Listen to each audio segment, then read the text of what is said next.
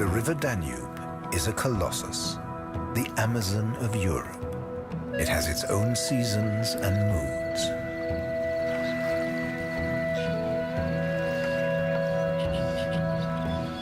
Floods and frosts, summer heat and autumn bounty shape the lives of the many animals that call it home. For some, the Danube is a natural year-round sanctuary. Others spend time on the river only to rear their young.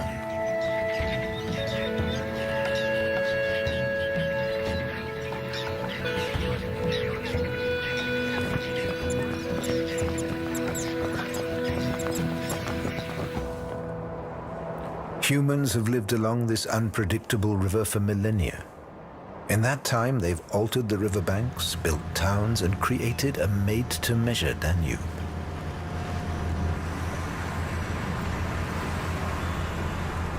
The current is forced into a straitjacket of concrete banks to prevent flooding. The natural riverscape has been transformed into a technological waterway.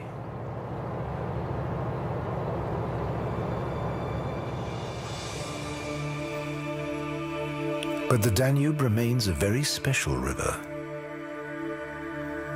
Crossing half Europe, 3,000 kilometers from the Black Forest to the Black Sea, its tributaries drain a great part of the continent.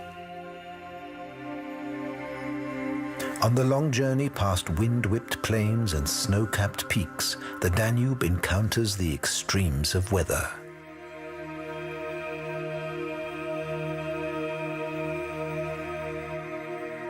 And its proximity to the Alps makes it both unpredictable and dangerous. When a large Atlantic low-pressure front roars in from the northwest, great banks of clouds are forced up against the mountainsides.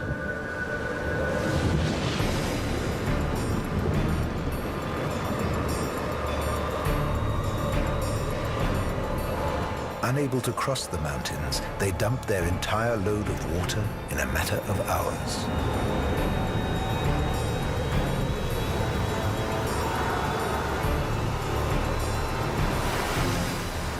Wild water rages down the mountainsides and roars into the valleys.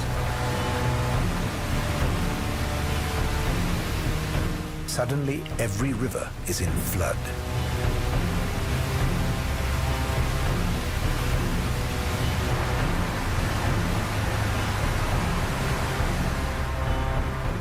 Unimaginable amounts of water rush into the Danube, and the river level rises dramatically.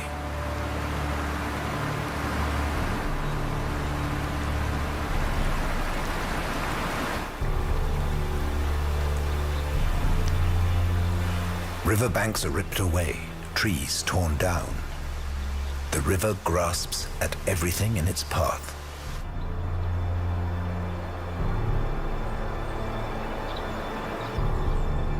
Then it invades the human settlements on this great river.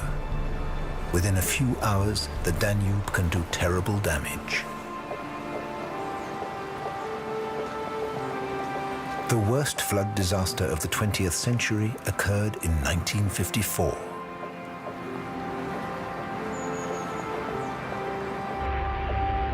On 6th of July that year, a low-pressure front from the North Sea reached the Bavarian and Austrian Alps. It was combined with especially heavy rainfall. The result was terrible floods.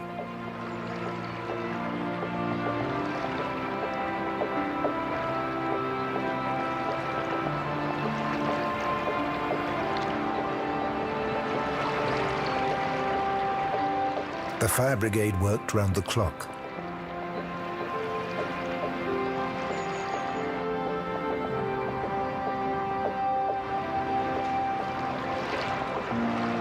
People were rescued from their homes and evacuated along with their pets and their farm animals.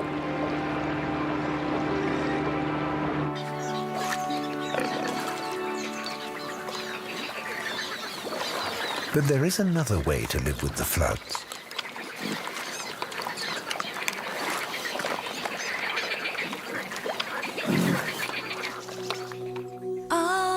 Hidden in the riverine forests of the Sava in Croatia is the Lonsko Polje Nature Park. The villages here lie in the floodplain of one of the Danube's greatest tributaries. The water level can rise by up to 10 meters overnight. But here, they don't fight against the river. They've learned to live in harmony with it.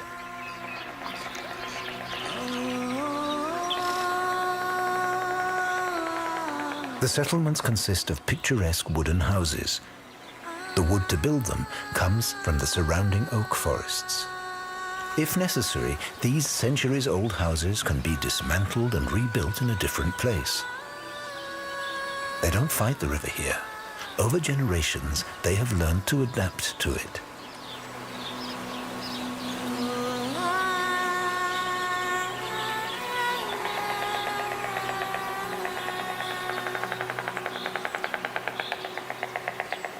In spring, the villagers of Chigoch are woken by the clatter of storks that nest on the roofs of every house.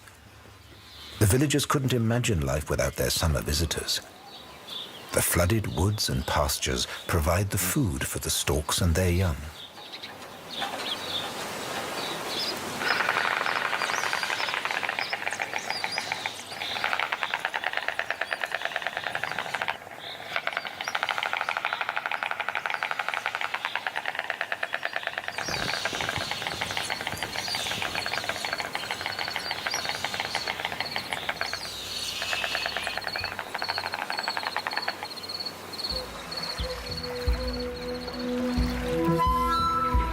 When the river rises, the woods and natural marshland give the river room to expand. The mass of floodwater spreads out and settles, its force broken. Here, the water brings not destruction, but life.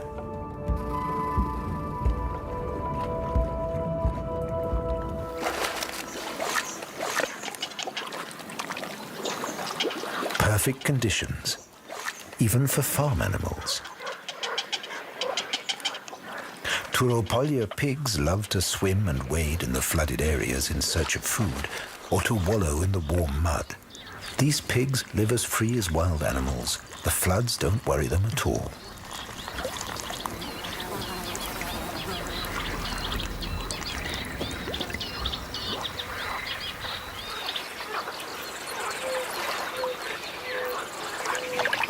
Posavino horses roam free as well.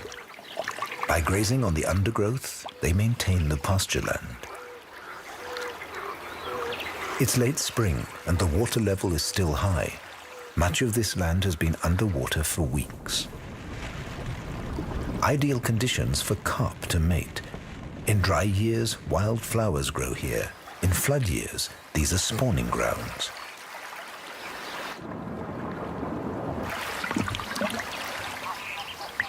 In their courtship display, they rub their bodies together in an orgiastic frenzy until the females lay their eggs.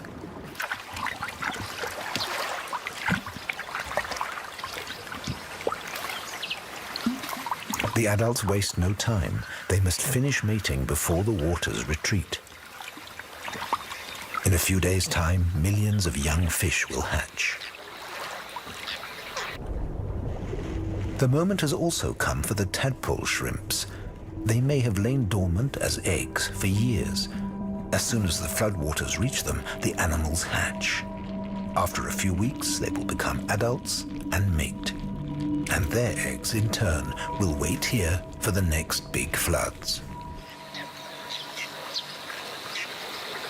Living here, you have to cope with constant change. These carp failed to leave the pasture land in time. Now they're cut off from the river, left high and dry.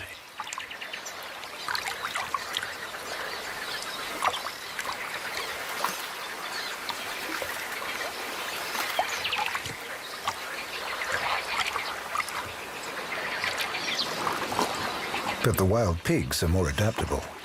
They cope just as well in the water as on land.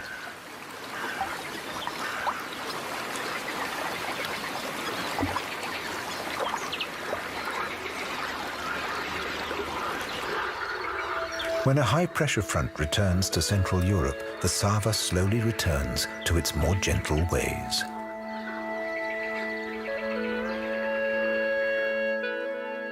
Just as in the flooded areas on the Sava, storks also live along the river Morava.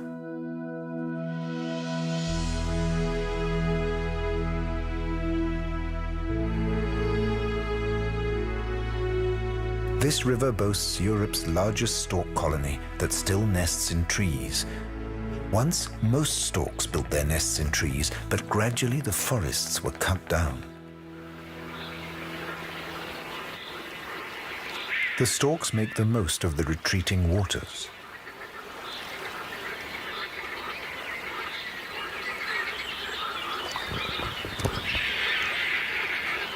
These damp pasturelands are ideal hunting grounds, especially in the breeding season.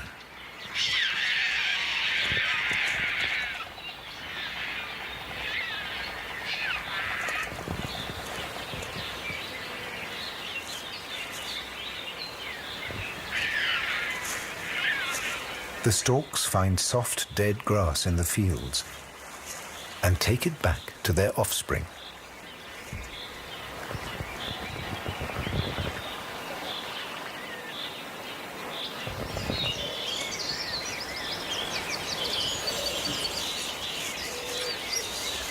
But not as food. They use it to upholster their nests.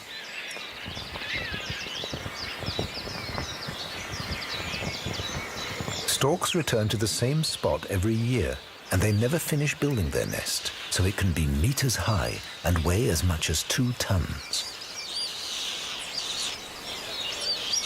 At the beginning of each breeding season, the nest is improved and extended.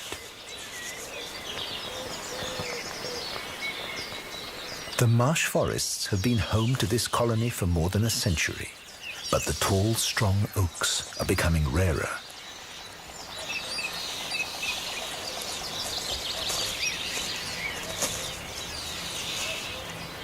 Without these trees, will future generations of storks be able to raise their young here?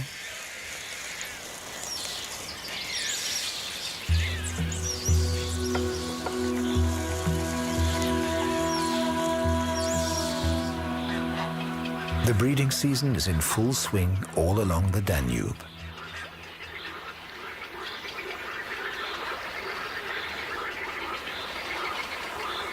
Spoonbills, little egrets and cormorants breed in mixed colonies.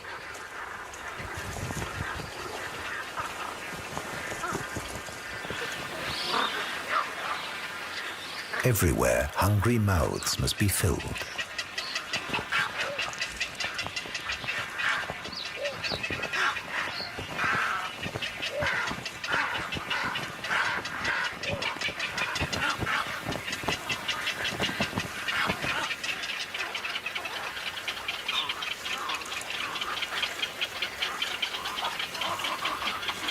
Breeding together brings security. Plenty of watchful eyes mean that potential nest robbers have no chance. And tucked away in the reed beds, the young are well protected.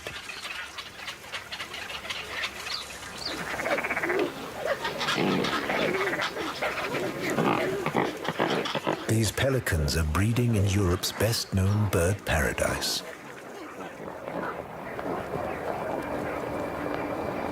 The Danube Delta. Europe's biggest wetland and the world's largest area of reeds, a vast labyrinth of floating islands, lakes, and forests.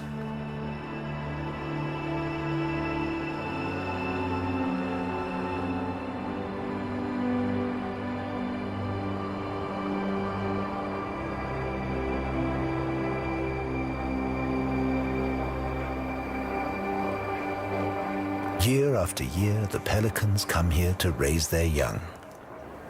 These are some of the biggest colonies outside Africa.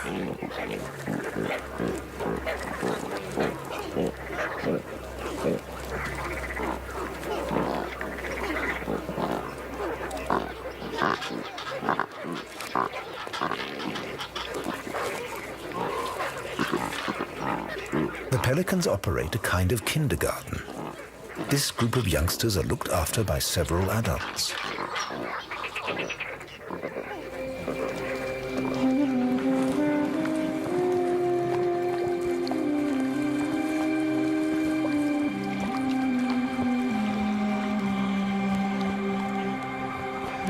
When the adult birds go fishing, a few older ones always stay behind to protect the young.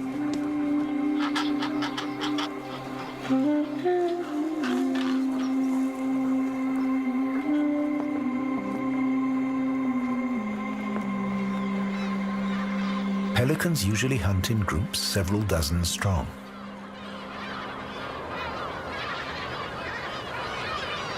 The waters of the delta are rich fishing grounds.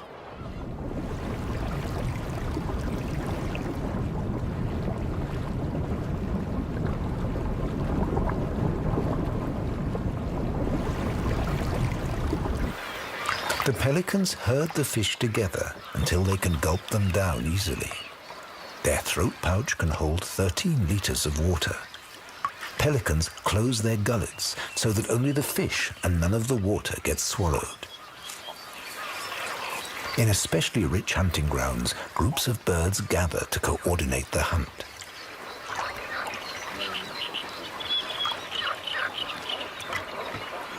Then they fly back to the nests to feed the young.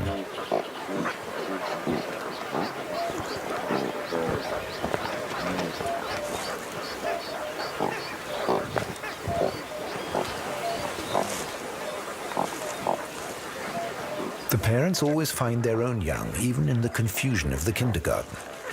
They regurgitate the fish into their pouch, where the hungry offspring can reach it.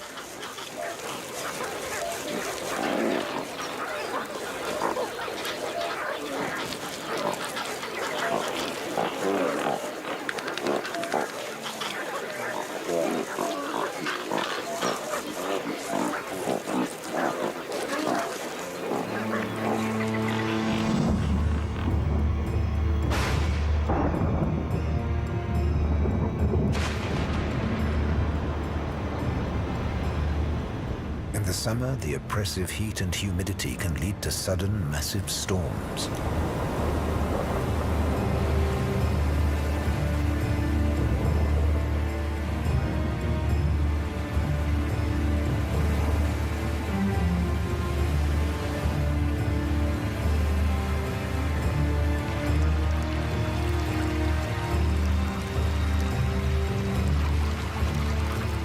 The downpour can be torrential. An inconvenience for the pelicans, but the delta is so vast that the water level hardly rises.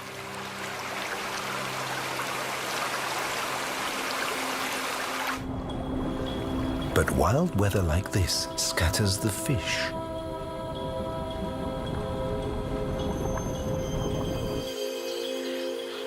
After the storm, above the surface, nothing seems to have changed.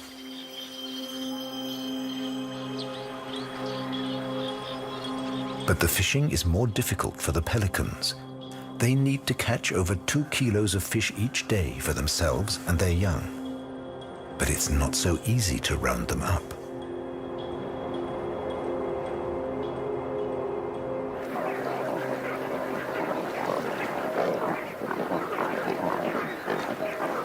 So the pelicans change their tactics. They leave the inland parts of the delta and fly to the coast. Taking off from the water is hard work for such large birds.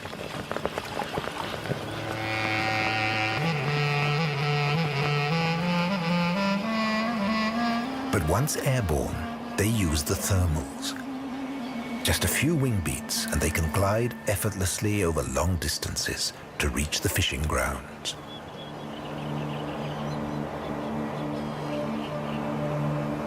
More and more of them gather on the sandbanks of the delta and start fishing in the shallow waters of the Black Sea.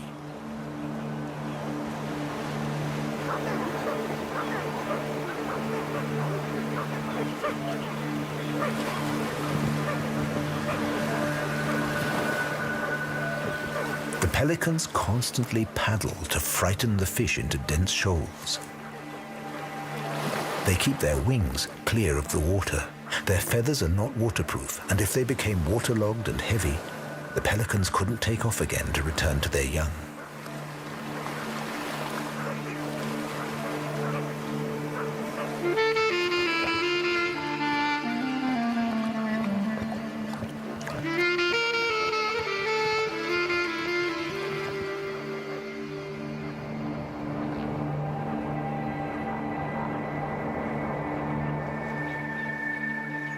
The young have grown, and now they're learning about the water. They have little time left. At the beginning of August, they must leave with their parents on the long journey to Africa.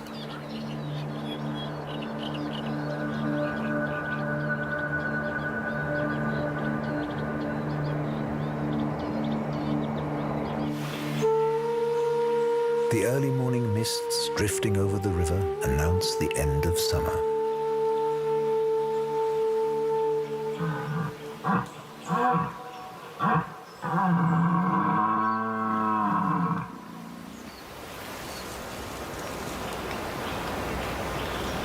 In the woods along the Danube, the rutting season is here.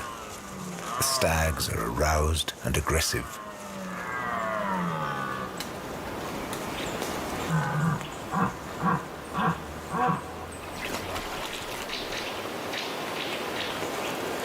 There will be no rest for the females in the coming weeks.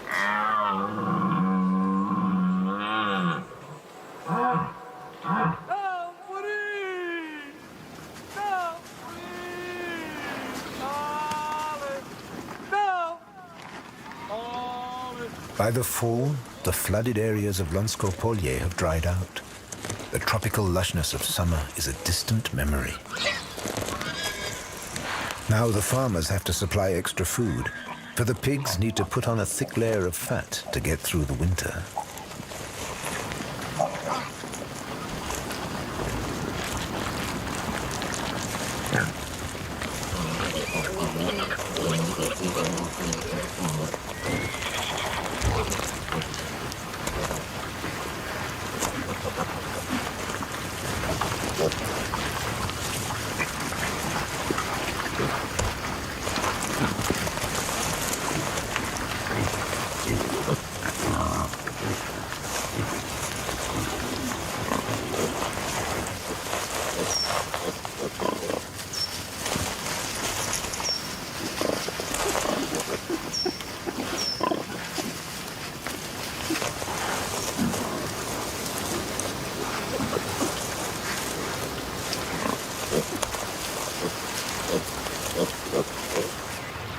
When the water retreated from the flooded forest, it left behind a coating of sticky mud.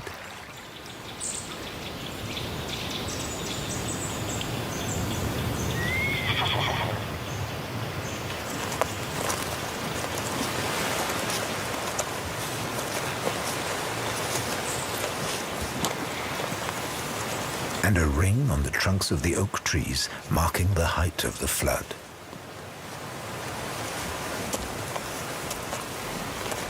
Where these Posavina horses are standing was deep water just a few months ago.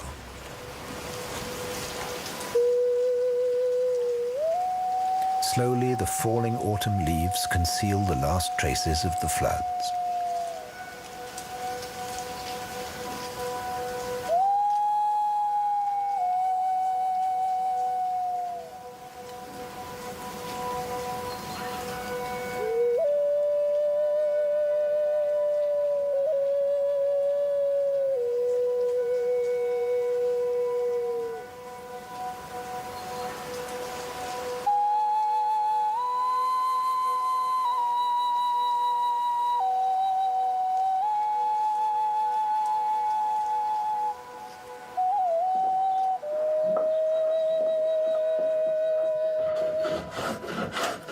In the village, they're getting ready for a long winter.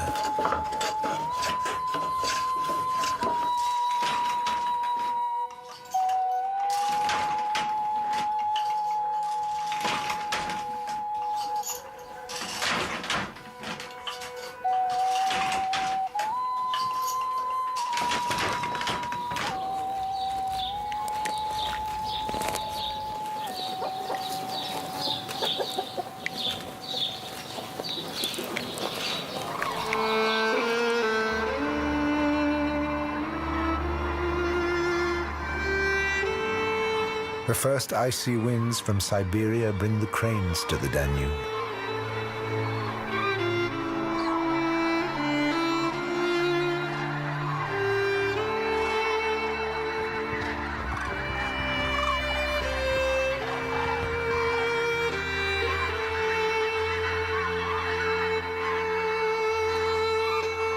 About 100,000 of them fly into the puszta.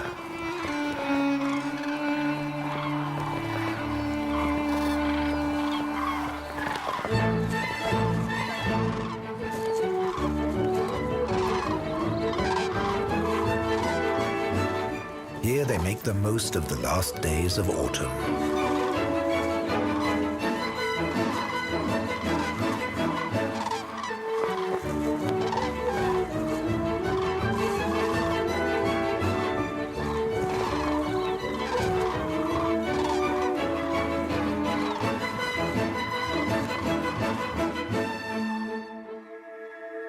They spent the summer in the Arctic, and now they're on their way with their young to spend the winter in Africa. Here, where the Danube crosses the Hungarian plains, they'll stop for a few weeks to rest and replenish their energy supplies. They still find plenty to eat in the grass plains and fields of the puszta, even after the harvest.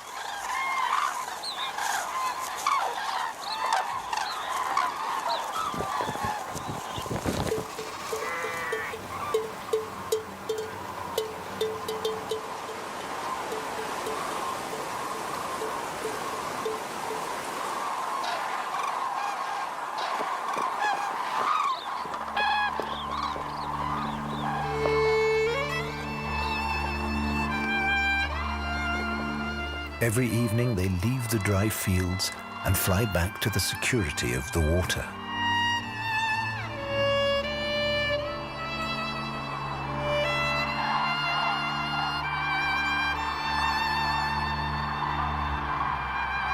The Hungarian plains are a mosaic of fertile wetlands, fed by the Danube and its network of tributaries.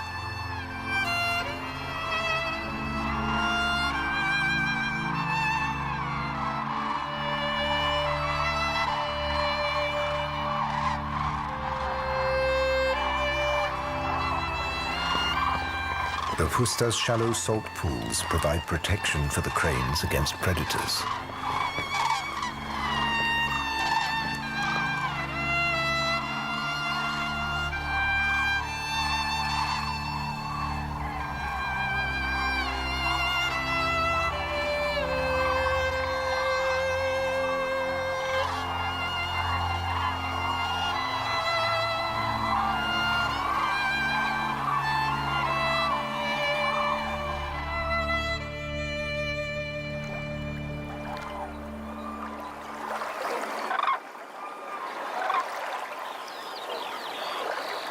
The days grow shorter, the nights grow colder. For the cranes, it will soon be time to move on.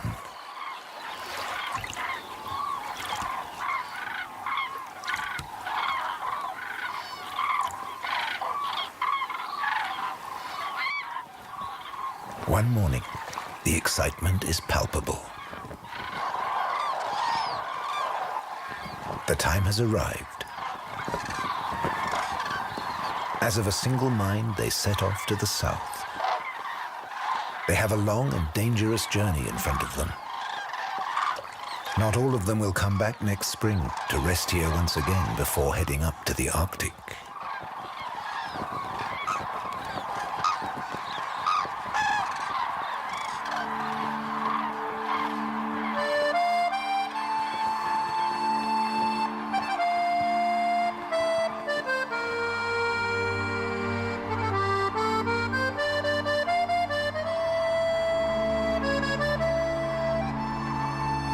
With the departure of the cranes, the puszta is left silent and empty.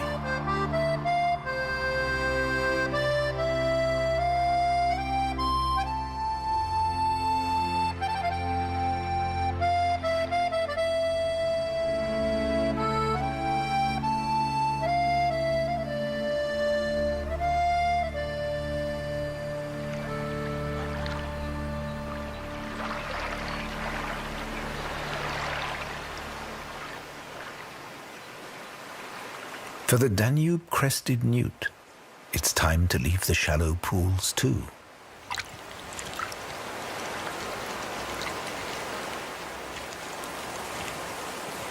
But his journey is a little less epic.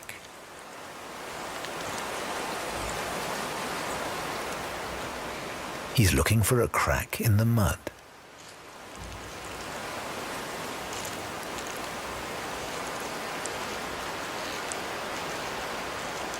And as soon as he finds the right one, he'll creep inside for the winter.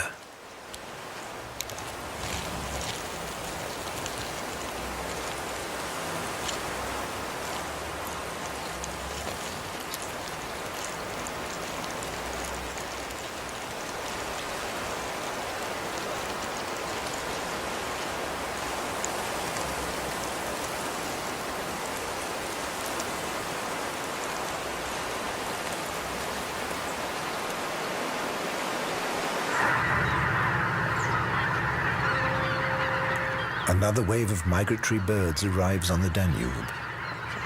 Thousands of geese gather midstream. Like the cranes, they've come from the Arctic. But they will spend the winter here.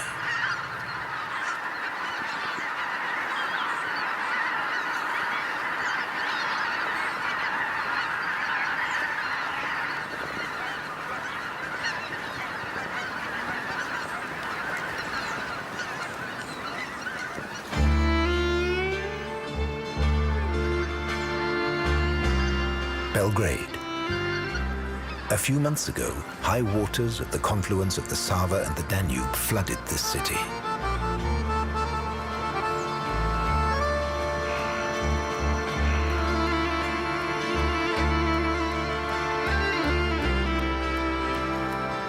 Now it's in the grip of winter, but the bitter cold doesn't deter the birds.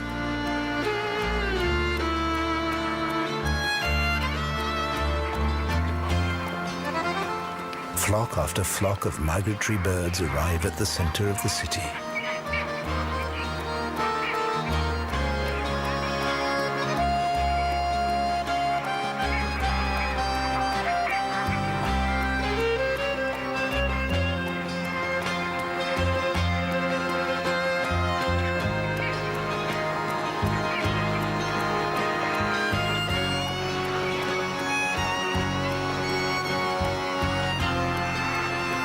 Every evening, masses of pygmy cormorants fly upriver from their feeding grounds to the safety of the city center, where they can rest in the tall trees.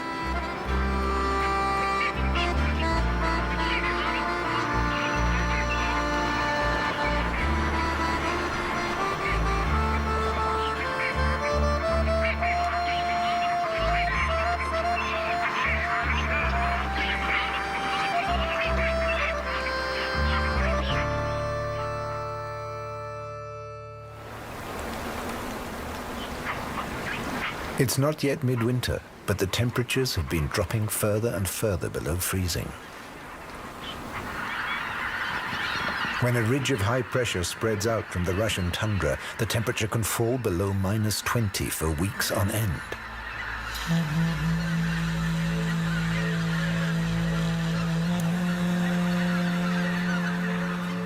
The icy blasts of wind are channeled along the river, and the cold is intensified. The Danube begins to freeze.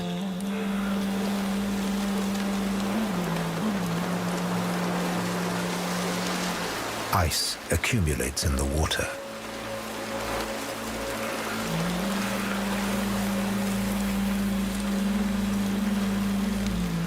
Until the river is covered in frozen armor plating.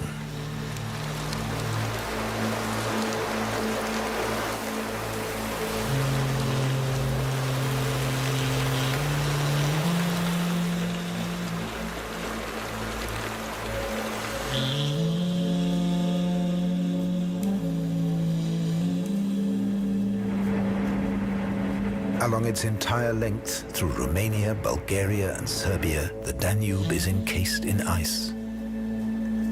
This is the coldest winter for 40 years.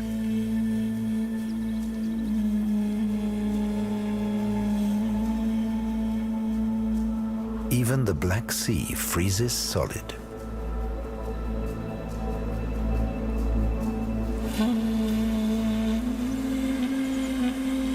For weeks, not a single ship or barge moves.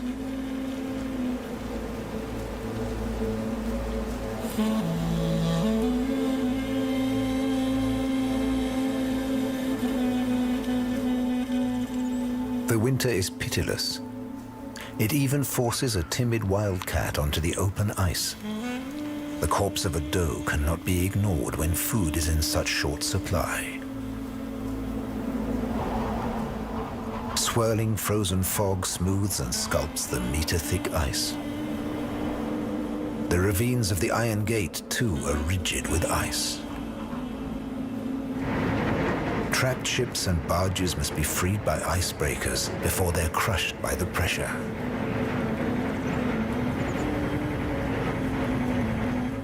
Even in Vienna, the Danube has frozen solid.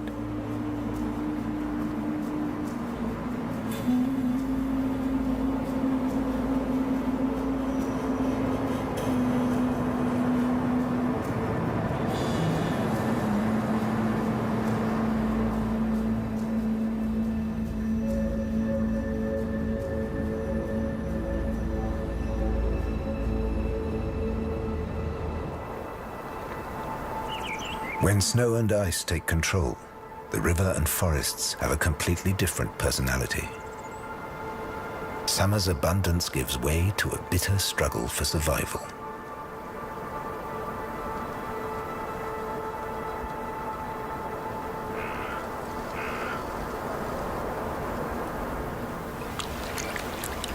Despite the cold, a family of otters managed to find fish. But for the herons, fishing is now almost impossible.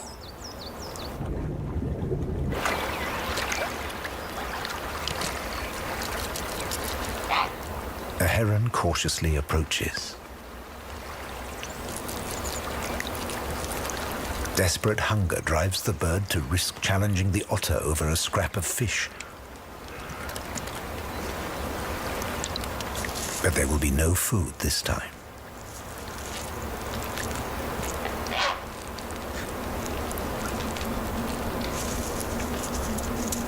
Another otter has discovered an alternative to fishing.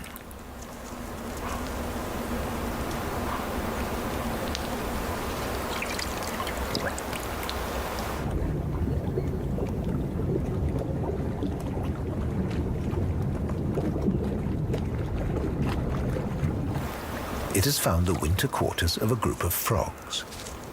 They're stiff with cold. For the otter, it's like raiding the refrigerator.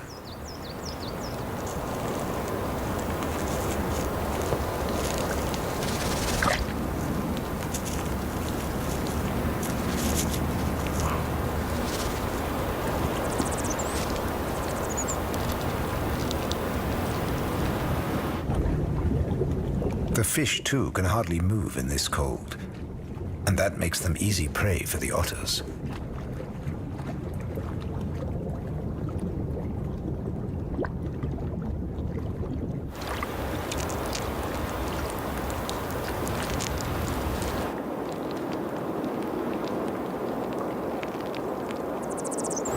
The easier it gets for the otters beneath the ice, the harder it is for the herons on the frozen surface of the river. Otters can break holes in the ice and dive in. Herons often have to make do with the paltry scraps the otters leave behind.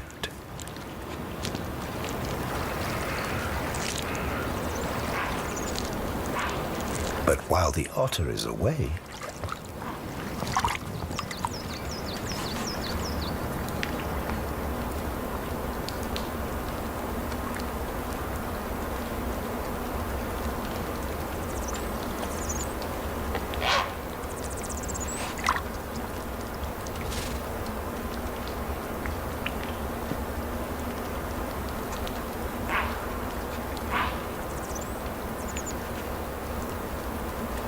beneath the ice, life is in slow motion.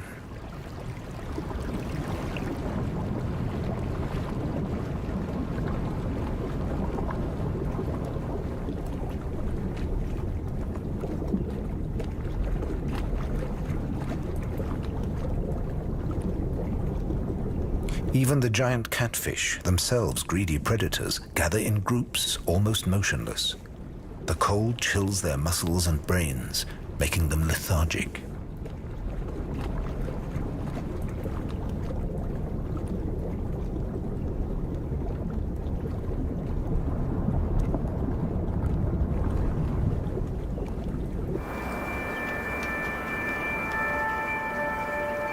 Winter has passed its peak. Every day the sun is stronger, and its power is felt all along the river.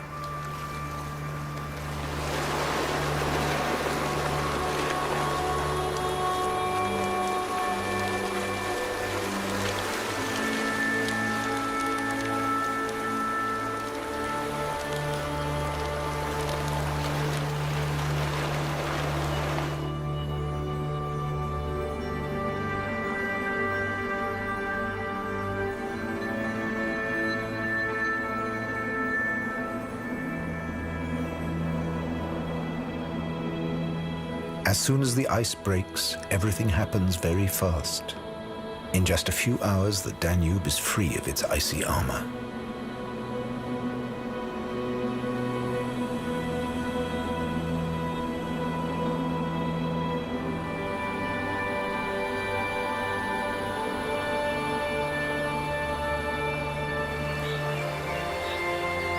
Masses of water from the snowmelt swell the current, so that the river bursts its banks.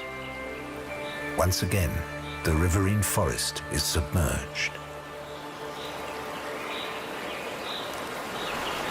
The time of stillness is over. Noise returns to the river. This is the signal for moor frogs to gather in their thousands at their spawning grounds. For a few days, the males turn bright blue, and the more males there are, the bluer they become.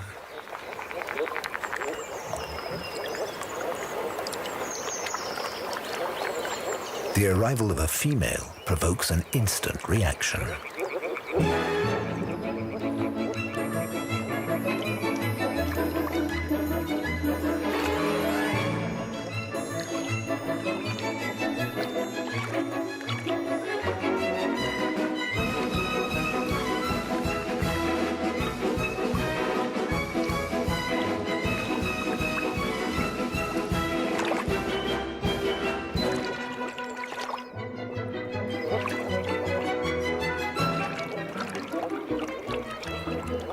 If a male grabs a female, he's not going to let go.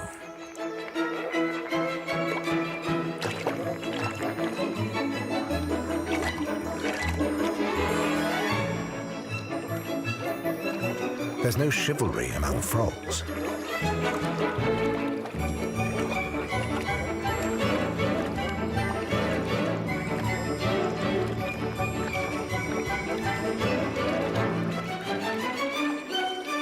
If too many males fight over a single female, she may be held under the water for so long that she drowns.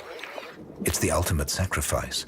It's the imperative to reproduce, to pass on one's genes, that brings about this macabre spectacle. Even if the female dies, her eggs will have been laid and fertilized.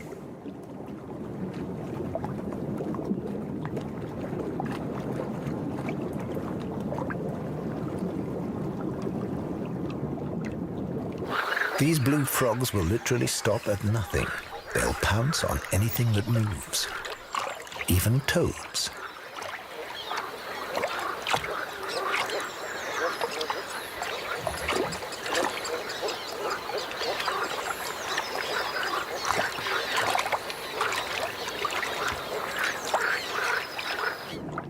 The toads make their getaway.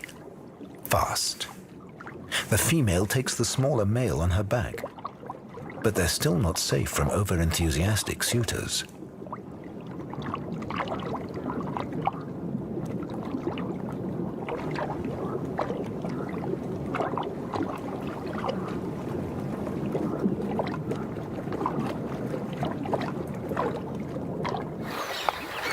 Now, at last, herons can pick and choose from the great bounty. It's as simple as stabbing the water.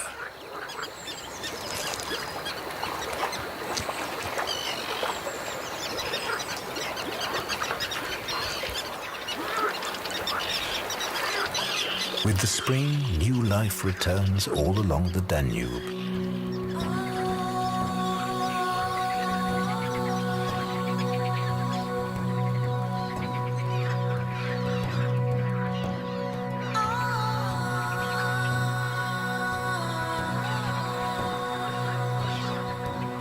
The birds are back in their hundreds of thousands to raise a new generation in this watery jungle.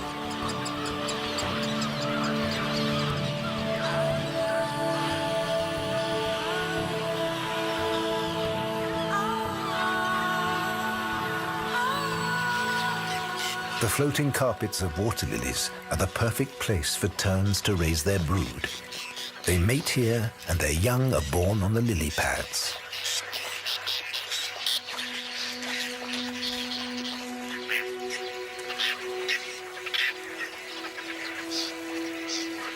From the very first day of their lives, their existence is inextricably linked to the waters of the Danube.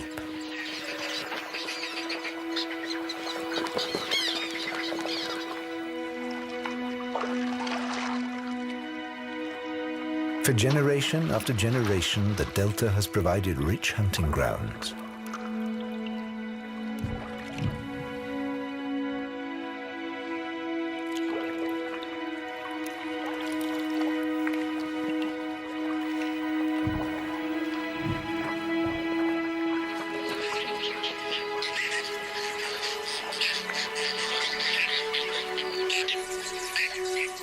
And with good fortune, next spring, these chicks will be bringing food for their own young.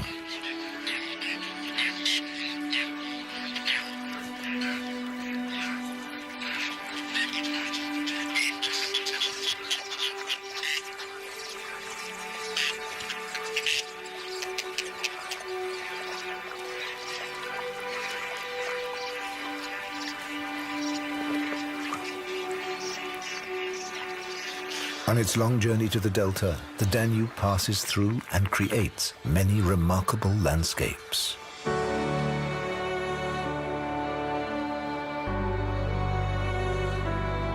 And with the procession of the seasons, it changes mood time and time again. From violent flood to generous summer bounty, from deathly winter cold back to flood.